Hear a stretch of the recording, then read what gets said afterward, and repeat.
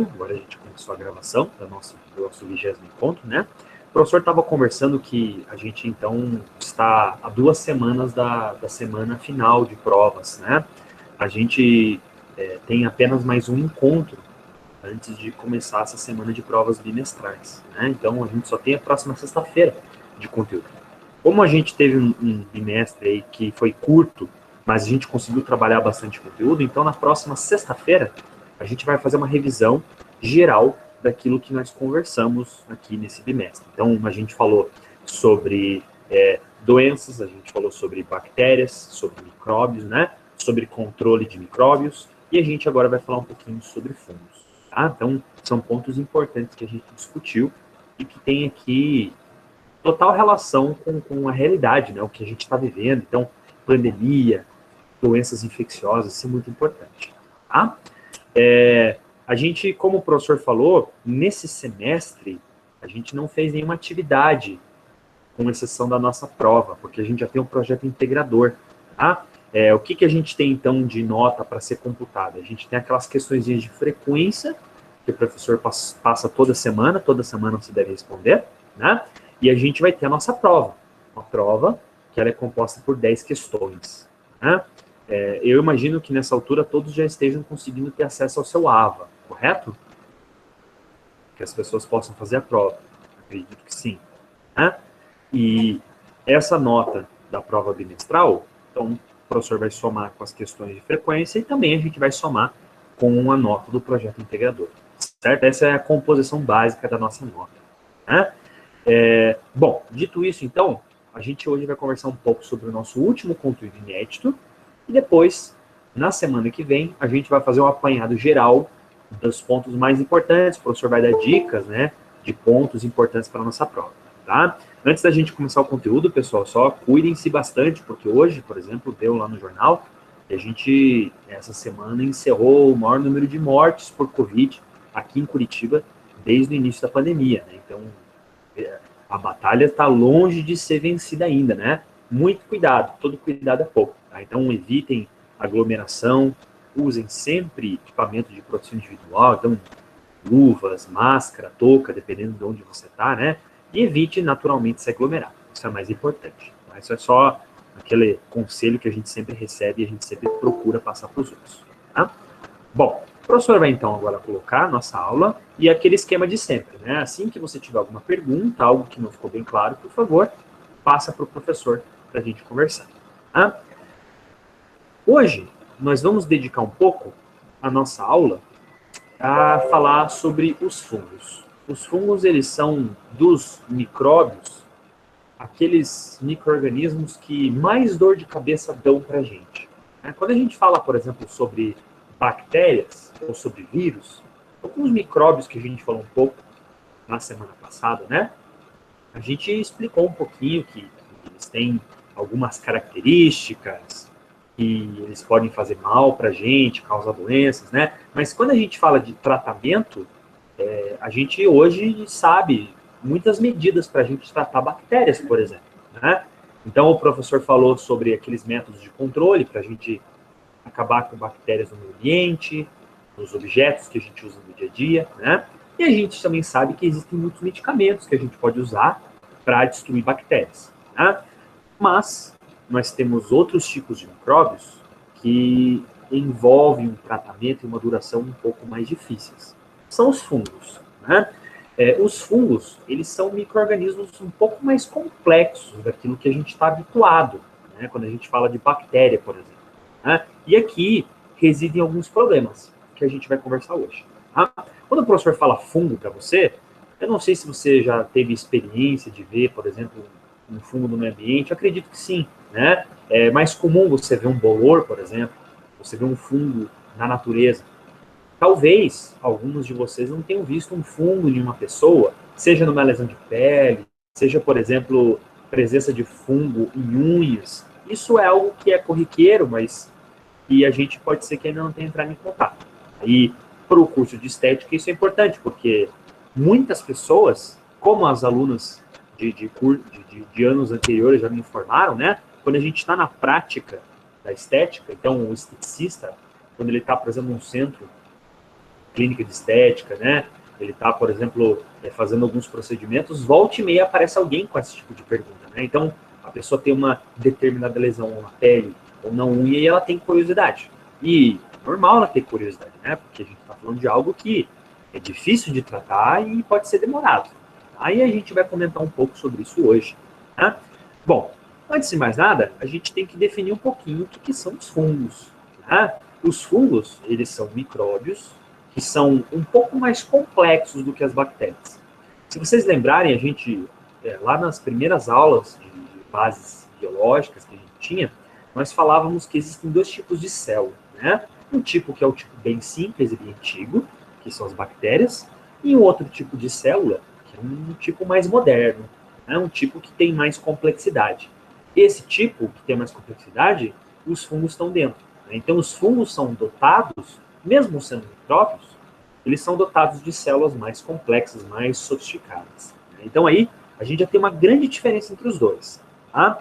Outro ponto é que, diferente das bactérias, que são apenas seres unicelulares, os fungos, a gente pode encontrar ele de forma unicelular, né, compostos apenas por uma célula, mas também a gente pode encontrá-lo de forma pluricelular, ou seja, grandes fungos.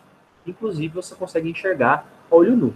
Né? Aqui, por exemplo, a gente tem nesse slide foto de alguns fungos grandes. Né? Esses aqui são os cogumelos. Né? Os cogumelos são fungos que a gente encontra bastante no meio ambiente, né? Então, existe uma diversidade muito grande de cogumelos, né? E nós temos desde cogumelos que fazem parte da nossa dieta, então cogumelos que a gente usa na gastronomia para fazer pratos sofisticados, né? Até cogumelos que a gente pode, por exemplo, ter acidentes envolvendo intoxicação, né? Ordens venenosas, por exemplo. Tá? Isso é bastante comum. Uma pessoa ela se alimenta do cogumelo e não faz ideia, né? De que ele tem um efeito tóxico, um efeito alucinógeno em alguns casos, né? Isso é recorrente, isso acontece bastante. Tá? Bom, isso, o fato da gente estar falando aqui dos cogumelos é só um grão do deserto, né? Porque os fungos, eles participam muito da nossa vida. Né? Então, o professor veio falando um pouquinho nas últimas semanas sobre os micróbios, né? A gente falou, por exemplo, que os micróbios ajudam a gente a produzir alimentos, correto? Bom, o fungo, ele está envolvido na produção de muitos tipos de alimentos. Né? Então, a gente falou, por exemplo, do pão, né? Para a massa do pão crescer, por exemplo, a gente deve colocar o fermento biológico. E é o fermento biológico? São fungos. Né? São fungos muito pequenininhos e unicelulares, que nós chamamos de leveduras. Né? A gente também tem a produção de vinhos, de cervejas, utilizando fungo. Tá? Então, a gente percebe que os fungos têm um papel importante no meio ambiente. Tá? Porém, eles também têm um papel na nossa saúde.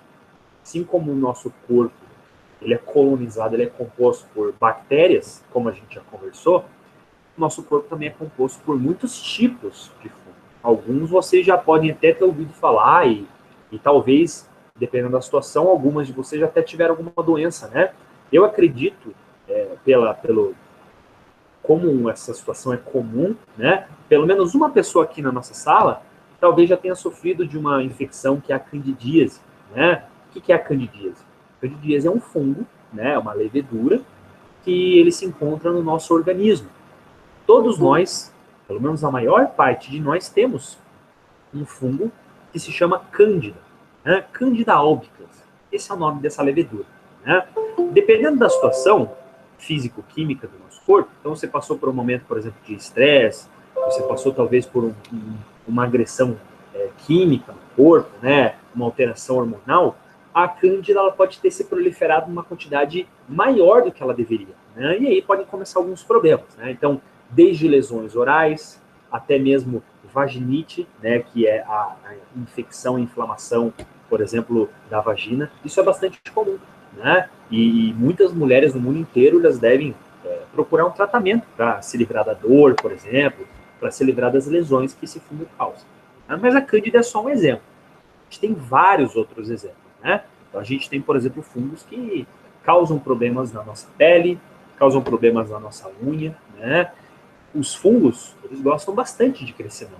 A gente pode ver aqui, nesse próximo slide, ó, nós temos duas lesões que são bem características de infecções por fungos. Né? Então, você pode ver primeiro aqui, na figura da esquerda, você tem ali o homem, né, o pescoço de um homem, você tem essa lesão que é uma lesão avermelhada, né? Você percebe que é até uma lesão meio elevada, né? Então, as infecções de fungo na pele, geralmente eles produzem lesões arredondadas, eles produzem bordas. Quer dizer, o que a gente quer dizer com isso? Não é uma lesão retinha, né? Geralmente você levando um pouco a pele, você costuma ter geralmente a liberação de crostas da pele. Então, nossa pele ela é composta por camadas, correto? Tecidos, como a gente já falou na aula de histologia. E quando você tem um fungo proliferando onde não deveria ter, né, o fungo ele se alimenta desses componentes do tecido. Ele se alimenta, por exemplo, da queratina, que você tem na pele, ele se alimenta de restos de célula. Então você acelera a descamação naquela região. Né? Muitas vezes a pessoa, quando tem uma lesão fúngica, ela coça, ela fica com uma coceira intensa naquela região. Né? É muito comum, por exemplo, uma pessoa que tem uma lesão fúngica na pele, ela fica coçando, né? E aquela coceira, essa é uma coceira muito maior do que o costume, por exemplo. Tá? É uma situação que é comum, você já deve ter ou tido, ou conhecido alguém que teve, né? A frieira. Né? O que é a frieira? A frieira é uma proliferação muito grande de fungos, de leveduras, que a gente tem entre os dedos. Né? Quando a gente fala de crescimento de fungo, existem regiões, naturalmente, que você tem maior crescimento do que outras. Né? Ah, professor, quais são as regiões que geralmente mais crescem em doenças fúngicas? Né? Bom, primeiro são as regiões em que você acumula umidade no corpo. Né? Então, a gente, por exemplo, geralmente tem lesões fúngicas quando você tem porções do corpo cobertas por roupa. Né? Então, você tem, por exemplo, no peito, você tem, por exemplo, nas costas, você tem, por exemplo, nos pés, algo que é muito comum. Né? Hoje, nesse ritmo que a gente tem, por exemplo, a gente calça meia no nosso tênis, no nosso sapato, de manhãzinha, e a gente tira isso só no final do dia. Você acabou ficando com essa meia, com esse sapato o dia inteiro, né? E isso, você não só acumula umidade, o suor, por exemplo, dos pés, né? Como o calor, de ficar o dia inteiro com o pé protegido. Isso é um meio de cultura, um crescimento perfeito para esses fungos. Tá? E a gente pode observar ali, na direita, a gente tem a imagem de uma unha, né? Isso talvez seja mais comum ainda, o crescimento de fungos na unha, né? Algo que é bastante comum. Então, assim, por que o fungo gosta tanto de unha, professor? O fungo gosta de unha porque o fungo, algumas espécies de fungo, né, que causam esse tipo de problema, eles se alimentam de restos de queratina e restos de unha. A unha nada mais é do que um epitélio, né, uma camada de proteína, de componentes celulares que é bastante grossa, para proteger a ponta dos dedos, né? E esse fungo que cresce nessa região encontra o ambiente perfeito. Então você tem umidade, você tem calor, e você tem o alimento que ele precisa, que é a queratina. Né? Então é comum, por exemplo, você ter crescimento de fungos de aspecto branco, aspecto amarelado, né? Às vezes um pouco esverdeado. O que é isso? Isso é o próprio fungo que está crescendo ali e está conseguindo produzir o seu corpo, que a gente vai falar daqui a pouco. Tá? Falar é fácil. A gente fala, por exemplo, de doenças fúngicas, né, como se você pudesse, por exemplo, em 1 ou 2 dias, tratar essas lesões e elas sumirem. Não é assim. Elas são um pouco complexas. E a gente vai falar lá para diante. Né?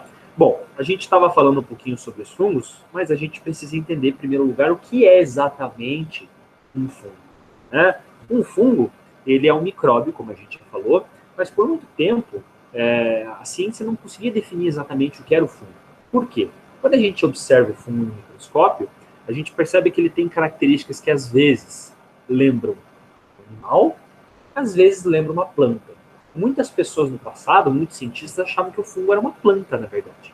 Tá? Por quê? Bom, alguns fungos têm clorofila, alguns fungos têm um aspecto parecido com planta, né? Você olha, por exemplo, o cogumelo, né? O cogumelo, ele cresce no meio ambiente. Você pensa, então é uma planta, na verdade, né? Ele precisa do solo, ele precisa da água, então, normal, uma planta.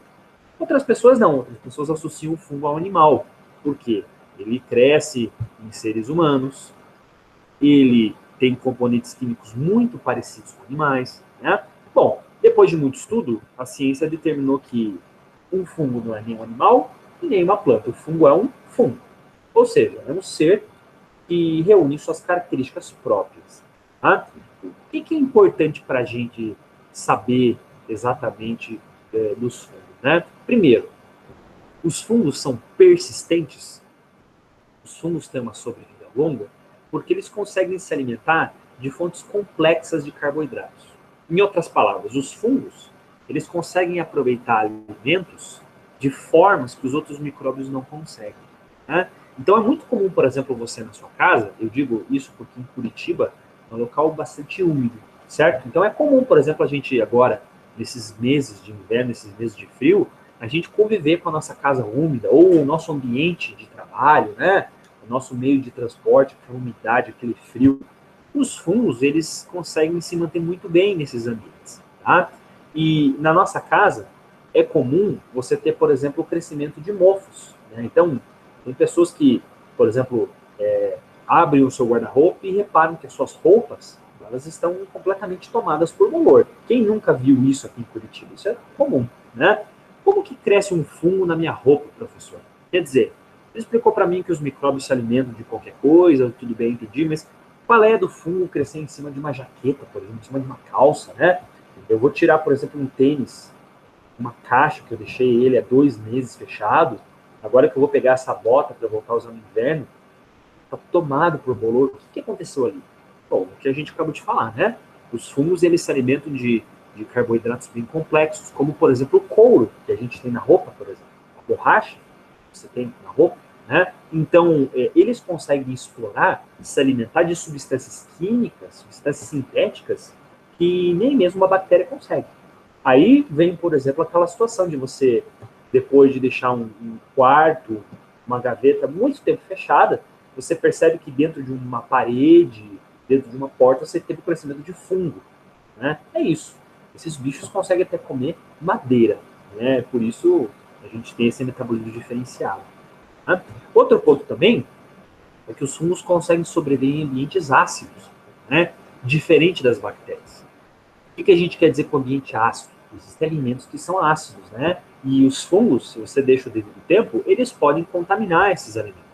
Por exemplo, vamos dar um exemplo concreto, né? A gente tem os nossos refrigerantes, tá? Os nossos refrigerantes, você sempre sabe que você não pode, por exemplo, depois de abrir o refrigerante, imaginar que você pode tomar ele por tempo indeterminado, né? Então, se você abrir um refrigerante hoje, né? Daqui a alguns dias você tem que terminá-lo. Não dá para você deixar ali ele infinitamente na sua casa, né? Por quê?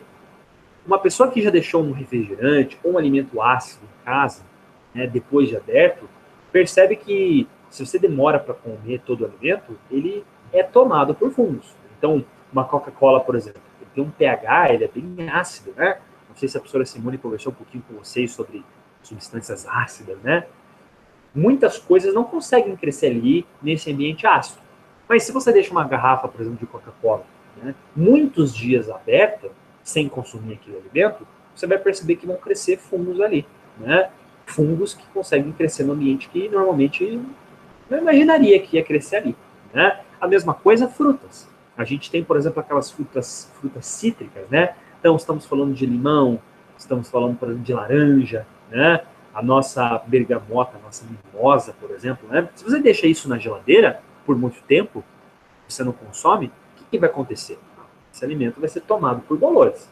Você pode chegar um dia, por exemplo, depois de 2 semanas, um morango na geladeira, você encontra um grande bolor ali em cima daquele alimento. Então você percebe, né, a situação como é complexo. O fungo é um pouco mais complexo que as bactérias. Tá?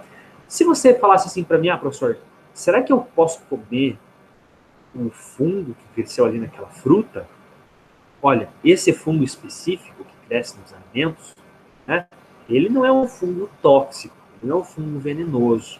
Né? Ninguém vai morrer se comer um alimento crescer um bolor, mas ele é repugnante. Então, geralmente, a gente evita a todo custo comer esse tipo de alimento. Geralmente. Tá? Uma coisa importante, e eu acho que já era do conhecimento de muitos aqui, né? Algo que a gente normalmente não encontra nos outros micróbios, é que os fungos conseguem sobreviver em locais úmidos. Né? Aí tem um grande problema. Quando a gente, por exemplo, está em regiões frias, como aqui em Curitiba, o que acontece com a gente? A gente fica protegido por roupa, né? Roupa pesada o dia inteiro. Então a gente veste, por exemplo, por meses, a gente fica usando calça, a gente usa blusas, roupas de manga comprida, jaquetas, sobretudo, né? Muitas vezes a gente até, muitas pessoas não chegam a ficar 1 hora por dia sem meia, por exemplo. A pessoa gosta de proteger os pés, tem muito frio, né? O que acontece com o nosso corpo? A tendência é a gente sempre manter algumas regiões do corpo úmidas. Essas regiões normalmente têm um crescimento de um fungo, né? Então a gente está falando de quais regiões? Estamos falando das virilhas, nós estamos falando das espaços entre os dedos, né? E a gente está falando da região axilar pegando aqui um pouco o nosso flanco. São regiões que você tem bastante crescimento de fungo, né? Outras regiões que você pode ter o crescimento de fungo são regiões do nosso corpo que tem bastante atrito com a roupa, né? Regiões em que você, além de ter umidade e calor, você tem bastante atrito. Então a roupa, ela fica roçando bastante na nossa pele. Qual região é essa, principalmente? As nossas pernas, a coxa, né? É muito comum a gente ter, por exemplo, crescimento de fungo na região anterior dos braços, né? Porque a gente tem roupa apertada e fica roçando bastante, e também as coxas. São locais de atrito comum com a nossa roupa, né? E um dia você pode começar a coçar, né? Uma determinada região com insistência, e um belo dia, quando você se vê, você percebe que você tem uma lesão arredondada vermelha, né? Geralmente, lesões fúngicas são assim, são lesões arredondadas e vermelhas, tá?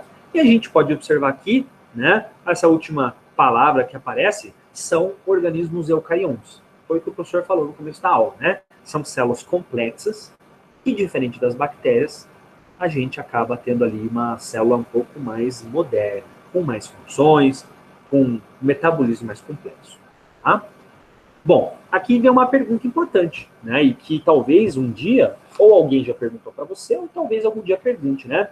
Como que a gente adquire uma micose? Micose, subentende-se que é o crescimento de fungo na nossa pele ou nas nossas unhas, né? Existem outras micoses também, né? Micoses sistêmicas, micose pulmonar, casos graves, certo? Mas não é a nossa situação aqui, tá? Bom, nós podemos adquirir uma micose, primeiro, em contato de objetos contaminados. Então, por exemplo, uma pessoa que tem uma micose, ela contaminou esse objeto, então a gente geralmente está falando de ferramentas de trabalho que a gente usa em clínicas de estética, por exemplo, né? Então, lixas, ferramentas que a gente utilizou, por exemplo, para fazer mãos, pés, que a gente utilizou para tratar pele, por exemplo. Se você tem, por exemplo, crostas, restos de pele, que sejam microscópicas, né, mas pequenas amostras que já estão contaminadas, você pode passar para uma pessoa, né? Então, é muito importante uma pessoa que faz alguns tipos de procedimento em clientes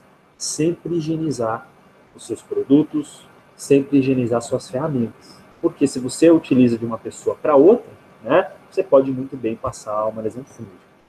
A gente já sabe, por exemplo, que a gente não tem que usar lixa de unha, né, objetos perfuro-cortantes, porque a gente já sabe, por exemplo, do risco até de transmitir o HIV, né?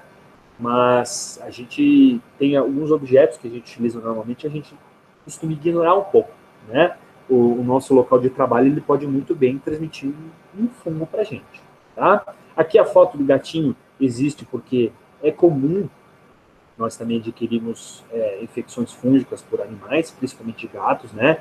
Então a gente tem um gatinho, por exemplo, e os gatos, eles são animais, cães também, mas principalmente gatos, eles são animais que eles podem também desenvolver micoses, né? Você tem um gato doente que pode passar micose para você. Não é só tratar você e o animalzinho também, tá? E nós temos aqui, como a foto mostra, o próprio meio ambiente, um parque, por exemplo, né? É comum você ter, por exemplo, em regiões, principalmente florestas, a presença de fungo e, dependendo do teu estado, da tua imunidade, você pode, isso não é tão comum, né? Mas você pode sim adquirir infecções fúngicas a partir desse ambiente, tá?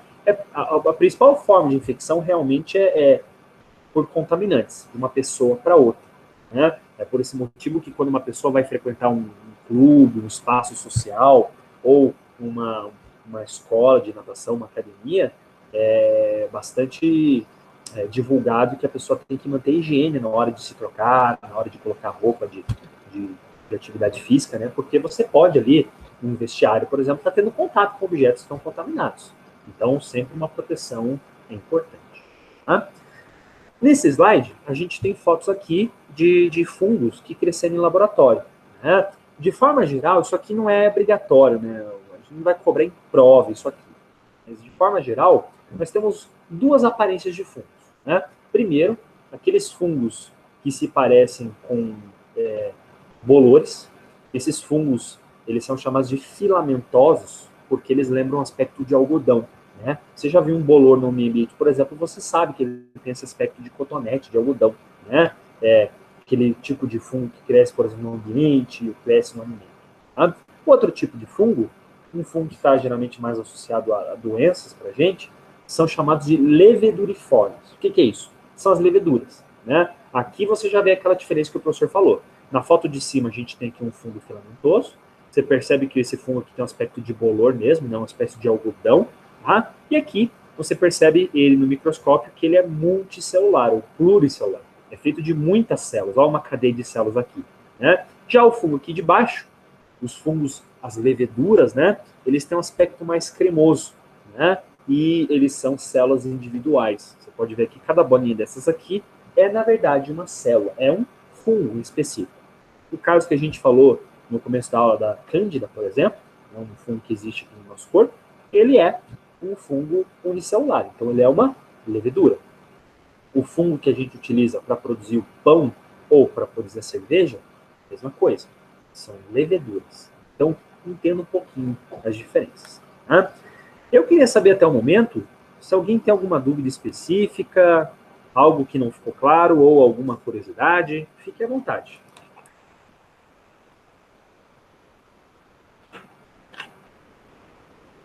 Por enquanto está tudo tranquilo? Professor, Oi. quando tem aquele odor característico assim nas axilas, por exemplo, é bactéria ou é fungo? Boa pergunta. Aquilo provavelmente é bactéria, né? As bactérias crescem muito rápido. A gente, não sei se a gente chegou a comentar isso, acredito que sim, né? Mas se não comentou, a gente comenta, né?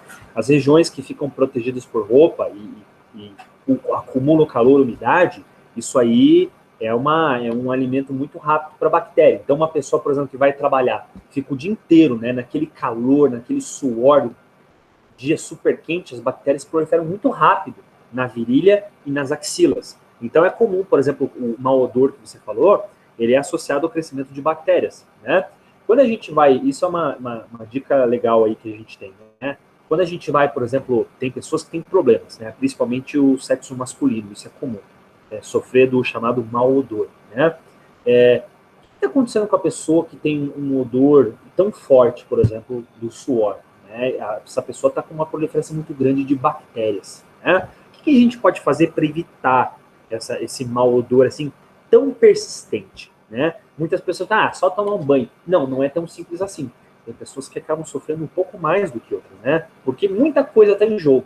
A idade, né? Os hormônios podem interferir nesse processo. Então, a fase da vida em que a pessoa está, dependendo da fase de crescimento, isso, por exemplo, em adolescentes do sexo masculino, é comum você ter um odor mais forte mesmo, né? É bem pior do que nas outras pessoas, por exemplo, né? E o que se pode exatamente fazer? Geralmente se recomenda desodorantes que têm prata, né? A prata é um metal que a gente tem em bastante tipos de desodorante e que ela é um ótimo antibacteriano, né? Então, muitas pessoas, quando vão pegar um desodorante, as pessoas se preocupam muito com o perfume do desodorante apenas, né? Então eu vou pegar esse aqui da marca A porque é cheiroso, eu gosto dele, né? Mas é interessante ver se ele tem prata ou se ele tem esses metais coloidais que a gente tem. Porque são os metais coloidais que garantem pra gente a eliminação da bactéria, ou pelo menos manter a pele mais tempo sem a bactéria. Muita gente escolhe então o desodorante só pelo perfume, não vá só pelo perfume, vá mesmo pela presença desses componentes. Isso é algo importante para evitar o mau odor. Né? Você falou do fungo, no caso não é o fungo que faz isso, né? Porque os fungos eles têm um crescimento mais lento, né? Aquela coisa mais persistente. Tá? Então, no momento que a pessoa toma o banho, por exemplo, né? Ela se rehigieniza, aí você matou qualquer bactéria que estava te incomodando. Aí, no momento que você sai do banho, ela já volta a se proliferar. É um ciclo eterno, na verdade. Tá? Beleza. Obrigada, professor. Imagina. Mais dúvidas, pessoal? Tudo tranquilo? Então, beleza. Caso alguém tenha alguma dúvida, por favor, fala aí para o professor. Né? Bom, a gente precisa falar um pouquinho como que a gente faz para a gente identificar uma lesão de fungo e como que a gente pode direcionar alguém para fazer um diagnóstico de fungo. Porque não cabe a gente fazer isso. A gente tem que ter um serviço, uma clínica, por exemplo, um hospital que faça isso. Mas o profissional de estética, ele pode ser muito importante em identificar uma lesão fúngica e falar para a pessoa, né, orientar adequadamente a pessoa a procurar um serviço. Né? É algo que as alunas, minhas alunas de 2 anos atrás, quando a gente deu essa disciplina de bases biológicas, elas falavam, então muitas clientes pedem ajuda, olha, será que o que eu tenho aqui na minha unha ou na minha pele, será que isso aqui é um fungo? O que é isso aqui? E algumas alunas depois da aula conseguiram orientar o que deve fazer. Esse é o nosso intuito aqui. Né? Bom, primeira coisa que a gente deve fazer é o seguinte, quando você tem uma lesão fúngica, uma lesão que você desconfia que seja fungo, a pessoa tem que fazer uma coleta de material. Né? A gente tem que fazer uma coleta de material e levar para um laboratório. É no laboratório que a gente vai fazer esse fungo crescer, né? E uma vez esse fungo crescer no laboratório, a gente consegue identificar exatamente qual é o tratamento que eu preciso fazer. Né? Por que a gente tem que fazer isso, professor? Que frescura é essa, professor? É só ir lá na farmácia, pedir um antifúngico e a pessoa toma. Fim de papo? Não. Se fosse assim, seria ótimo, né? Mas o buraco é mais embaixo. Por que não é tão fácil tratar um fungo? Primeiro, a gente falou que os fungos são organismos persistentes. Então, não é você tomar um comprimido, 2 comprimidos e sentar e esperar o bicho morrer. Não é assim que funciona. Né? Os fungos, eles são organismos mais complexos. E o envolvimento para você tratá-los é muito mais longo, muito mais demorado. Enquanto que o tratamento de uma bactéria leva dias, o tratamento de um fungo leva de semanas a meses. Veja a diferença que a gente tem. Tá? Outro ponto é muito perigoso, que a gente precisa falar, é esse. No começo da aula, o professor falou que os fungos são seres eucariontes, certo? O que significa eucarionte? É um tipo moderno de célula. Se você não se esqueceu das nossas aulas de biologia celular, nós falamos que os seres humanos também são feitos de células eucariontes, certo? Em outras palavras, o fungo é feito dos mesmos tipos de célula que você. Quando você toma um antifúngico, você não está só matando o fungo, você está matando um pouco das suas células também. Por esse motivo, uma pessoa não pode tomar antifúngico eternamente. Eu não posso, por exemplo, ficar comprando toda semana antifúngico, tomando, e imaginar que eu vou ficar de boas. Não. Muitas pessoas que fazem uso exagerado de antifúngicos, elas ficam com sérios problemas de fígado e de rins. São medicamentos que você pode se intoxicar bastante. É por isso que quando a gente vai numa consulta médica, o médico recomenda para a gente um antifúngico não passando de 2 meses, né? Porque realmente ele pode ser muito tóxico. Então, resgatando o ponto que o professor disse, né? O que é importante aqui para a gente? É importante a gente identificar qual fungo a pessoa tem. Primeiro, se é um fungo. Segundo, qual fungo tem, para você descobrir qual que é o melhor tratamento. E o profissional de estética pode ser uma das primeiras pessoas a identificar uma lesão fúngica e dar o devido direcionamento para o cliente. Tá? Então, primeira coisa, a gente tem aqui, ó. A gente tem alguns materiais que podem servir muito bem. Eu até vou avançar aqui, depois eu volto. Né? Olha só, alguns materiais que a gente pode utilizar para coletar fungos. Né? Então, pense, fungo cresce aonde? Pele, couro cabeludo ou unha. Né? Eu posso, por exemplo, pegar uma lâmina de bisturi e fazer um raspado na minha pele. Como que é esse raspado, professor? Eu não vou ficar cortando a pessoa. Né? Eu vou pegar uma lâmina de bisturi e eu vou raspar de leve para eu conseguir fazer o que a gente chama de escarificação. O que é isso? Com a minha lâmina, né, eu passando a minha lâmina com uma fricção na pele da pessoa, eu consigo descamar essa região que está lesionada, essa região que tem um fungo. E essa lâmina de bisturi eu vou mandar para um laboratório. A pessoa vai fazer isso. Né? Outra coisa também, eu posso coletar um pouquinho do cabelo da pessoa. Se a pessoa tem, como nesse slide anterior aqui, né, uma lesão no couro cabeludo, essa região esbranquiçada aqui, ó, eu posso com uma lâmina raspar um pouquinho, né? Sem você cortar a pessoa, não. Com delicadeza mesmo, né? Você raspa um pouquinho para acumular essas crostas, esses restos de pele doente, para mandar para um laboratório. Né? Outra ferramenta que a gente utiliza é uma escova estéreo, uma escova de dente mesmo. Né? A escova de dente é interessante porque ela tem cerdas grossas que a gente pode friccionar com força, como a gente escova os dentes, por exemplo. Né? Quando você tem uma escova estéreo, uma limpinha que você acabou de comprar de uma farmácia, você pode esfregar com força. Aqui já não tem o problema do bisturi, né? Tem o problema de você sangrar, por exemplo, a pessoa cortar a pessoa. Então você pode esfregar com força essa escova na região lesionada e eu mando a escova para o laboratório. Né? Alguns casos também fazem uso de fita adesiva, então você pega uma fita durex e você coloca em cima da lesão para se retirar um pouco dessas crostas. Ou o suave, que é aquele cotonete que a gente está usando agora para o Covid, para fazer aqueles testes. Né? Bom, aqui a gente tem algumas imagens que fazem parte da rotina de um laboratório para vocês entenderem um pouquinho como funciona. Né? A gente, por exemplo, coleta um pouquinho desse raspado, seja com bisturi, seja com uma escova estéreo, né? A gente coloca dentro de um potinho que está estéreo, ou seja, não tem nenhuma bactéria, e manda para o laboratório. Né? O que a gente vai fazer no laboratório? Bom, no laboratório, nós vamos colocar esse fungo num local propício para ele crescer. A gente vai dar alimento para ele crescer. Né? Um fungo, ele gosta de comer alguns tipos de substância química. E no nosso laboratório, a gente pode criar uma gelatina, né, e que tem alguns componentes importantes para um fungo crescer. Né? Tudo bem, professor, mas o que garante que isso seja um fungo? Não podia ser uma bactéria? Aí o tratamento não ia ser totalmente diferente? É verdade. O que a gente faz para ter certeza de que aquilo que a gente tem é um fungo e não uma bactéria? A gente adiciona antibiótico na gelatina. O antibiótico é uma substância química que mata apenas bactérias.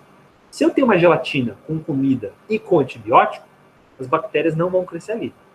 Os fungos vão. Então, olha que interessante, olha que inteligente isso. Né? E essas imagens aqui estão mostrando isso para a gente. Né? Depois de alguns dias, a gente tem ali, né, no microscópio, a gente pode visualizar os fungos. Aqui a gente vê uma rotina, por exemplo, né? Olha só, a gente tem um local que está propício. Alguns casos, até quando a pessoa tem uma lesão muito extensa de pele, a gente pode até fazer uma biópsia, né? Então coletar um pouquinho da pele da pessoa e mandar para o laboratório. Aqui está a gelatina que o professor falou, né? Ou uma plaquinha com gelatina ou um frasquinho com gelatina. Nós colocamos aqui dentro, né? Esse material para a gente conseguir visualizar. Né? Aqui a gente tem alguns casos em que você tem infecções fúngicas internas, né? Que é um pouco mais perigoso, então infecções pulmonares, por exemplo, né? Aí você pode fazer os mesmos procedimentos, mas com outros tipos de controle daí. Né? Aqui a gente vê, por exemplo, que tanto o que cresce na gelatina quanto o que a gente vê no microscópio são importantes, né?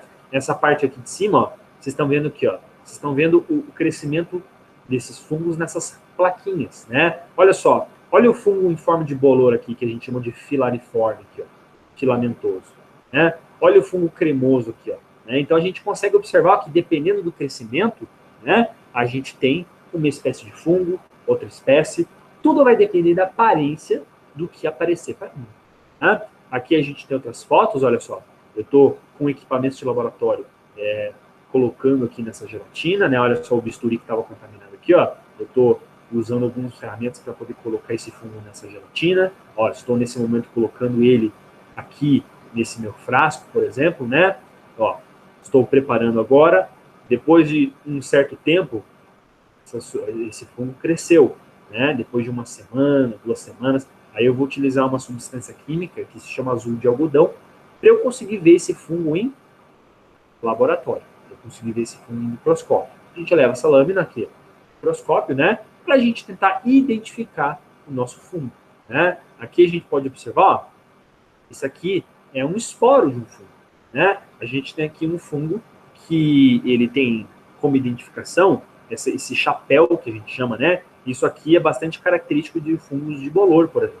Quando eu levo no microscópio e eu vejo essas estruturas, essas bolinhas grandes, ó, eu sei que isso aqui é a cândida, por exemplo. Tá? O que são essas bolinhas pequenininhas aqui, professor? Parece cacho de uva. Isso aqui são os esporos do fungo, né? Por que os fungos usam esporos? Qual que é a função do esporo de um fungo? O esporo são os elementos que o fungo utiliza para se reproduzir, para disseminar. né? Esse é um dos pontos mais difíceis de você tratar uma infecção fúngica. Os fungos, eles liberam esporos. Os esporos, eles podem ser carregados pelo vento, pela água, e isso vai disseminando cada vez mais o fungo. Por isso que, por exemplo, quando uma pessoa frequenta uma academia, tem sempre o risco de uma pessoa passar a sua micose para os outros companheiros do vestiário, né? Os outros colegas ali de prática de academia, natação. Por quê? Os esporos que estão presentes na roupa, que eu, ao tomar uma ducha, eu acabei escorrendo esses esporos do meu pé, eu posso passar para as outras pessoas, né? Então, nos fungos, o esporo tem esse papel importante, né? Esse papel de reprodução, de disseminar, né, mais fungos para o meio ambiente. Tá? E quando a gente fala de tratamento, para a gente finalizar nossa aula, é aquilo que o professor comentou. O tratamento de um fungo, ele não é algo simples. O tratamento de um fungo, ele requer muito tempo. A gente tem algumas substâncias químicas que talvez você já tenha ouvido falar, né? Então, fluconazol, itraconazol, cetoconazol, são alguns dos antifúngicos mais famosos que a gente tem, né? E é importante a gente sempre se cuidar, né? Então, a gente fazer um tratamento correto, seguindo a prescrição médica, né? E sempre acompanhando medidas para você evitar ter doenças fúngicas. Então, eu sei que é difícil no momento como esse, o inverno, né? Mas é importante evitar, por exemplo, acúmulo de suor por muito tempo.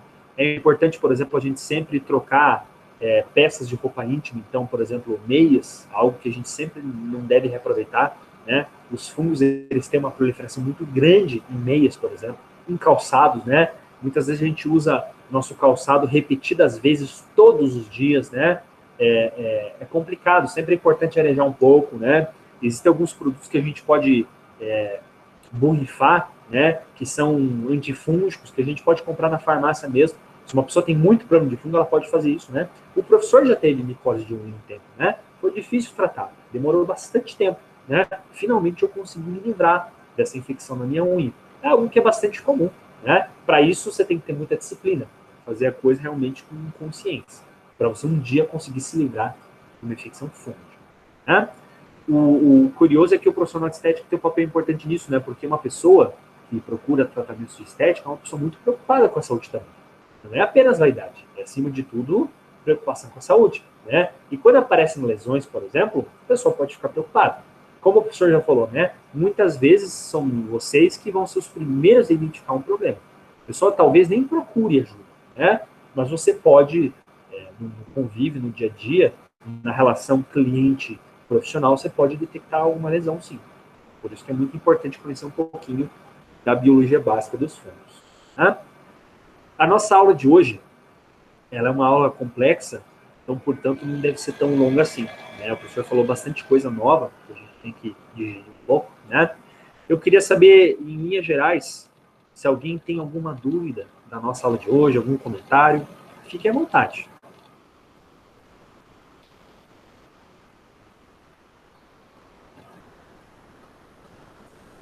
Todo mundo tranquilo por enquanto? Por enquanto, tudo certo, professor. Beleza. Então vamos lá, vamos aos recadinhos finais aqui, antes da gente cestar, né? Primeiro, lembre-se sempre de fazer questão de frequência, certo, meninas? Isso é importante para... Lembra que a gente falou que é, inclusive, uma nota da nossa parte, né? Na semana que vem vai ser importante a presença de todas vocês para a gente fazer uma nossa última revisão antes da nossa prova, tá? E continuem sempre se cuidando com essa pandemia. A gente está num momento muito difícil aqui em Curitiba, recorde de mortes, né? Então, cuidem-se sempre, bom? Desejo para vocês um ótimo final de semana e até a próxima sexta-feira. Tchau, professor. Obrigada. Até mais. Tchau, boa noite. Boa noite. Boa noite, professor. Até mais. Boa noite, professor. Boa noite.